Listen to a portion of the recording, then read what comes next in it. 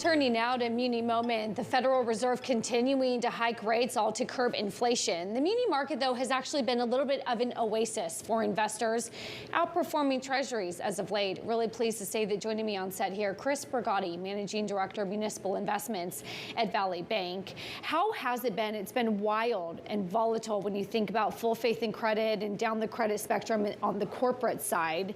Have munis really been a safe haven? They have been a safe haven. I think the supply-demand issue has really been part of the reason. Supply really lightened up over the past month or so. With normal demand, obviously, that'll create an opportunity for investors, and municipals actually outperformed the Treasury and the corporate market in the past 6 weeks or so. Do you get worried when supply starts to dry up because it's a sign that the markets, at least on corporate side, aren't open and they're not functioning? I wouldn't say you get worried. I'd say you're kind of cognizant of the reasons why and what's happening and what's driving that kind of activity. And so as long as you can still participate, as long as there's decent liquidity, which also kind of became a little challenged of late, you're okay. But you just got to be aware of the why it's happening as opposed to the fact that it's absolutely happening.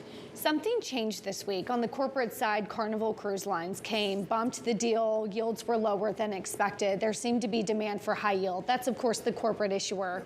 But what are the ripple effects when you think about credit and opportunities within investment grade, high yield in the municipal space? It kind of depends on your time frame to me. You know, when I'm looking at opportunities and seeing what's happening in riskier credits down the credit curve, I'm aware of the fact that they tend to suffer and underperform as interest rates rise in general, for one, and then as you enter recessionary economies or the economy is in a slowdown, they tend to underperform and be more challenged. So over a longer period of time frame, it might be a little tough, but of late they've kind of hung in there pretty well. And again, that supply issue kind of causes people to reach for yield, so to speak. It's something I'm very cautious of myself. Do you see in that reaching for yield that the next 6 months or a year would be a coupon kind of year, a price return kind of year, a total return kind of year? How are you thinking about the yield compression? I'm thinking of in terms of total return. I think the opportunity is there. I think that if you're smart about selecting the right type of structure, the right couponing, and also maintaining the right credit quality within a portfolio, you can really, on a total return value basis, outperform the market.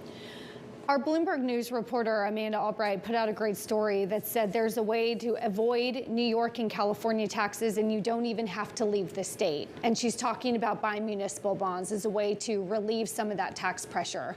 Is that a real value proposition? Especially for those states, the higher the tax state, the better the opportunity for investors, and wealthy people and people that invest in the bond market tend to really enjoy the opportunity to avoid paying taxes, legally, of course, but the opportunity to do so in the municipal bond market is really attractive to them. Can we talk about some of the big inflationary pressures? We know that the Federal Reserve is on the move and it's impacting the rate market.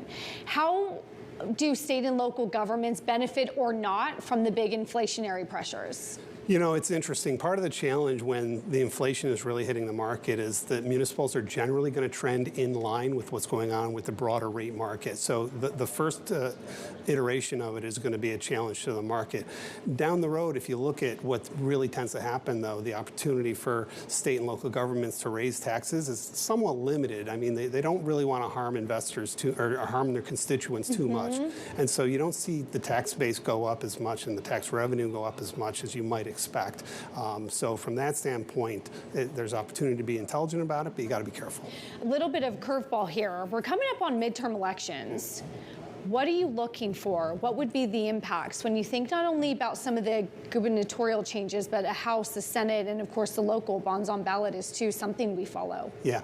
Well, you know, when you're looking at what's going on with how the different Republican or Democratic local constituencies try to attract people to their cause and their opportunities, what they do is they try to raise revenue in the best way that suits their client base. And so it changes, it varies over time, but in the long run, one of the things I'm aware of is what are they really trying to promise and what can they deliver? And those are two very different things, and the delivery part is the challenge. So be aware of that and be cautious of that.